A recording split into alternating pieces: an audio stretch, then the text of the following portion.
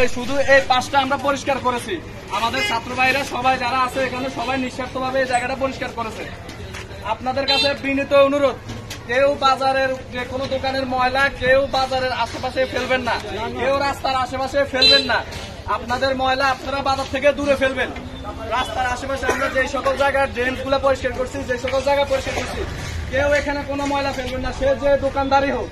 যদি আপনারা কেউ যদি এখানে ময়লা রাস্তার আশেপাশে কোথাও ফেলেন, তাহলে ওই ময়লা আপনার দোকানে আমি আসিফ আমি আপনার দোকানে নিয়ে রাখবো, সে যে দোকানদারে হোক। কেউ আমরা আমাদের বাজারটাকে পরিষ্কার পরিচ্ছন্ন রাখবো, আমরা আমাদের বাজারটাকে পরিষ্কার পরিচ্ছন্ন রাখবো। এই বাজার আমাদের সকলের, আমরা এই বাজারকে নোংরা করবো না। এটা যে শুধু আজকে আমরা পরিষ্কার করছি এরকম না, আমরা এই জিনিসটা ধরে রাখবো।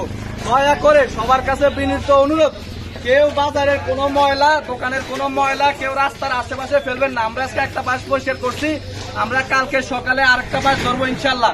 আমাদের এখানে যে ছাত্র ভাইরা আছে বৈষম্য বিরোধী ছাত্র আন্দোলনের পক্ষে, তারা নিঃস্বার্থভাবে এই কাজটা করেছে এবং আমাদেরকে 2-3 জন ব্যবসায়ী ভাইরা সাহায্য করেছে। আমাদের সত্তর ভাই আমাদেরকে একটা ব্যবসার ব্যবস্থা করে দিয়েছে। এছাড়াও বিভিন্ন মানুষ বিভিন্নভাবে সহযোগিতা করেছে, নাস্তা খাওয়াইছে, পানি খাওয়াইছে।